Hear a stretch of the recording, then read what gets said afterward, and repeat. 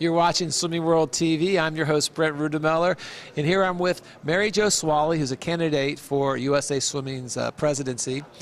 She's currently the Administration Vice President for United States Swimming. Thanks for joining us, Mary Jo. Thanks for having me, Brent. Pleasure to be here. You're welcome. Well, let's talk about that's a big position to take over, and you've been a part of the board for 12 years. Correct. In that regard, you've been in Southern California swimming for who knows? A long time. If you haven't seen Mary Jo Swalley, then you really haven't been involved with swimming. So why do you want to take on this position? Well, I think there are a number of things that drive my passion for the sport that I think would lead to this. Principally, I believe that swimming is the best all-round sport for youth, adults also, but for our youth growing up. My second driver is I really believe that when I'm watching our swimmers, I may be watching future Olympians, but I know I'm watching future leaders. My third driving principle is through our foundation, we really have a commitment to teach our life skill, swimming, as broadly across the country as possible. And lastly, I feel our sport has a, perhaps not unique because unique means one of a kind, but certainly an exceptional collaboration of its athletes, coaches, volunteers, and staff to make us better. Well, those are great reasons to be a part of the organization and to lead the organization to carry that vision. You know, being as long as you've been involved with this sport on multiple levels, you probably are a good person to ask, what are the strengths that you see right now in USA Swimming? And let's maybe identify some of those opportunities or some of those weaknesses, but let's go with the strengths. Let's look at our build, promote, and achieve. Build, we've done a great job, or our sport has done a great job, really, of expanding our numbers. Great strength. Our athlete membership has gone up. The exceptional growth that we had after London, after Beijing, great track forward. Again, swimming being a great all-round sport. And that's the build part of... That's the build. Promote, our Swim Today is getting off the ground. Excellent opportunity to expand, bring more industry partners in to help us promote our sport. And we're getting more television now. With television comes some burdens, financially, commitment-wise, how it's going to influence our events going forward, but great opportunities to promote. Achieve. Our national teams are doing a wonderful job. Our junior national kids did a great job at Junior Pan Pacs. We still have to face the fact that the rest of the world swims faster and faster also, and that becomes our challenge in Achieve. I would like to go back when we talked about build and our numbers. I feel that we may be taking our numbers beyond our capacity in many areas, and we are facing a problem of pool time, pool space, and frankly, pools. So this is a weakness that you're identifying or something that needs to be looked at? I believe that at a national level, we are going to have to start trying to find corporate partnerships, municipal partnerships, etc., to ensure that our clubs have time to train our athletes and that we have places to hold our events. So if you were elected president, would you make that a priority, or how would you go about trying to firm that up and move in that direction to help with that? Well, I think that has to be a board commitment communicated to the staff, because ultimately I see our board as our watchdog and a group that should be bringing the future forward. Our staff is where the work gets done, and I think we have a wonderful staff. Chuck has done a great job of building a staff across the board, whether it's in the club division, in the addition of a risk manager. Those are such positive things for our sport, Brent. Yeah, so just back up for our audience. The staff is based in Colorado Springs. Correct. And gosh, what's the numbers? Probably up to 60 or 70. But it's a large. I think we're over 70 now. And their job is just to carry out the day-to-day operations of that. Staff carries out the day-to-day operations. Staff is also a great generator of new ideas and projects going forward, which then should be brought to the board. I think there are two sides of this that can contribute to moving forward. Staff initiative and a board vision. And I think it's very important right now, 2014 is coming to a close, 2016 now is about filling in the details, trying some new things going forward, but really as a board, the board should start focusing to the future, 2020, 2024. Well, let's talk about the board a little bit, because Sure. that will be where your influence is the most, and the whole volunteer structure and the committee structure. Do you see that as something that still needs to evolve, or what's the temperature right now of the current structure of the board and all the committees within USA Swimming? Well, I think it's important to realize that those committees are divided up responsibility-wise amongst the vice presidents. And I feel that we probably could do a better job of creating a leadership team amongst the vice presidents, the treasurer, and then reaching down to the committee chairs and creating leadership teams within those committees. I feel within the committees is where we have the best outreach to the LSCs and the clubs. If each committee would take on creating subcommittees for its work and reach out and involve more people at the LSC and club level, I think we can strengthen that volunteer side, because we can't make this sport run without the volunteers. Well, that's and there are a lot of volunteers. So if I can kind of paraphrase, are you just saying that you like to see a little more push down from the various little committee heads Yes. on the board down to the local level?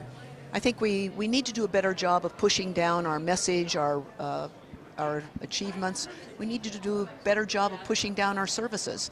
I believe the club presidents gathering last week, presidents from some of our largest clubs were surprised at really the resources available to them through USA Swimming in Colorado Springs, through staff.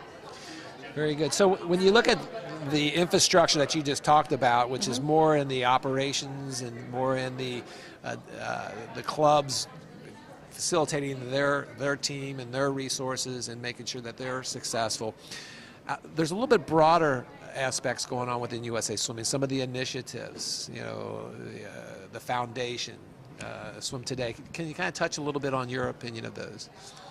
I think the foundation maybe had some rocky moments getting started, but now I think they have a clear role, and that is the saving lives comes first. Life skill, saving lives. And I think that is now, with bringing the athletes in and doing the events around the country, Cullen certainly has been a great ambassador in that regard, and now we're bringing in other people, Anthony, Janet, etc. So the foundation, I feel, is in good hands. Our Swim Today effort is really new this year. Took a lot of time and effort in Matt Farrell's department to create that, and I think we can only look to positive growth there, but it's an area that needs more work. Ultimately, Swim Today was started out of looking at Got Milk. And as we make it an industry-wide initiative that touches all of our sponsors, all of our suppliers, to bring in and really make swimming the most popular sport in the United States, not just something that we read about every 4 years. Yeah, and the board approved that, they support that, and the board Yes. basically gave the blessing and let's move in those directions, and the staff Yes. takes over and implements those. Correct. What about diversity? I mean, that was a big buzz, a few years ago. Are we still making big gains in that area? I think we could make better gains in that area. I think sometimes we have trouble understanding diversity. Coming from the West Coast, where we have a high Asian population, when you say diversity and include all Asians as minority, we get a distorted picture. And there are other places in the country where the numbers are going to be otherwise. But we have to identify diversity in areas, not just say there's one size. I think that's very important in swimming, by the way, that we realize that in our organization, one size never fits all. Not only doesn't fit all, it never fits all. And we need to be a little more specific and targeted when we go into some of these initiatives. Can we do better in diversity? You bet. And is diversity more just exposing the sport to those levels and then I offering think opportunities? when we talk about diversity, we also have to deal with the economics of diversity as we try to reach into the minority communities. We have whole school districts in the Los Angeles area that are on the federal school lunch program. Now, how do we go in and say, oh, by the way, you're going to start paying monthly swim fees to be in this sport? And I think more exploration. We have a great help in our area because we have LA 84 Foundation as a result of the 1984 Olympic Games. Yes. But around the country, we have to look for ways to help finance the program, because until you can bring the kids to the swimming pool, you can't reach them. Well, I'm glad you touched on the '84 Olympic money, because it was a great bonus for Southern California. And you being there, seeing that, yeah, I would think that'd be an asset for you to take nationally to see if that can be replicated. Absolutely. Yeah. The experience of 1984 for all of us, we went in because no one else wanted to host the Olympic Games. Peter Ueberroth took it on, and we put on a very successful Olympic Games that gave us a huge... 30 years ago, wow. It's 30 years ago, And yes, sir. And you're still playing with that money. And the foundation still has retained that and built that money and does wonderful things throughout Southern That's awesome. California. All right. Well, let's talk about the safe sport. You know, Okay. that safe sport. The United States Swimming was brought into the real world. That that there are some things going on nationally, and our sport was not immune to it, where Correct. we needed to have more safeguards with young children and coaches, and initiative was set forward. What's your temperature right now as far as where that is now from where it originated?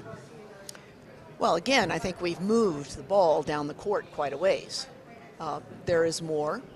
I don't think that we have any big surprises outstanding, but I think we always have to be watchful. Our first priority has to be the safety of our athletes and also of our volunteers and coaches.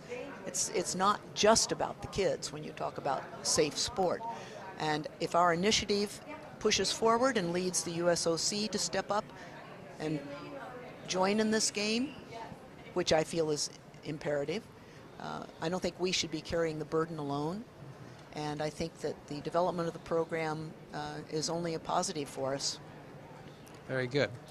Well, and USA Swimming has always been the model NGB of the Olympic sport. So a lot of times, if they What have starts something, with us, we'll reach forward. we'll go forward. So Yes. let's hope that's the case.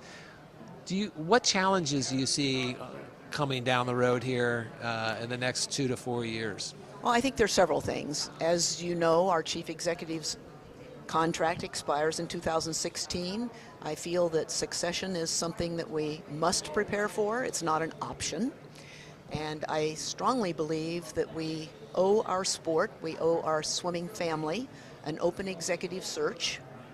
We didn't find Chuck in swimming. We may find our next executive director in swimming, but we're only going to know that if we do a full executive search. I feel that we have some big challenges coming up, NCAA and college swimming. Set aside the O'Bannon case, set aside the Northwestern case. There will be a new one coming forward. Actually, it was in the September 1st Sports Illustrated issue, I believe, basically demanding that high school students be able to shop their goods and get a contract. So that's a very broad statement. So let's just drill Sure. that down for our audience. The issue on the table right now is if the NCAA would have to pay their athletes. Correct. And if they're going to have to pay their athletes, then we have a budget issue that each administration is going to deal with, Right. of which swimming, being an Olympic sport, might be on the chopping block in order to make budget. Is Correct. this where we're going? I mean, that's for our audience, that's what you're referring to. Yes, that is what I'm referring to. Okay. I think we very realistically could be in a situation where instead of worrying about our contracts for our postgrads, we could be worrying about sponsoring our 18 to 22-year-olds at the point that college scholarships become less, shall we say, prominent. And remember, right now, there aren't that many full men's scholarships in swimming anyway. So what does the board do to prepare for those possible outcomes? I think that makes a great discussion item for a board advance retreat, whatever you would wish to call it, that I don't think there's a magic answer. I can't pull one out of my hat, but I know that we're going to face Okay. growing issues over the future of Olympic collegiate sports. Okay. And other challenges that you see? Succession, Olympic sports. I think that we have to work on our international relations, how we relate to not just the USOC and the IOC and FINA, but also UANA, the Pan-Pac nations, etc. I think it's very important that we always be aware of our place, our role, and that we reach out and be part of the international swimming community. Have we not been? Oh no, I think we do, but okay. I see that not as a new challenge, but as an ongoing challenge, that we always are aware of that. Okay. And I feel that's very important at the board level. Oh, very good. Well, the election's next week. Yes. Here we are in Jacksonville, so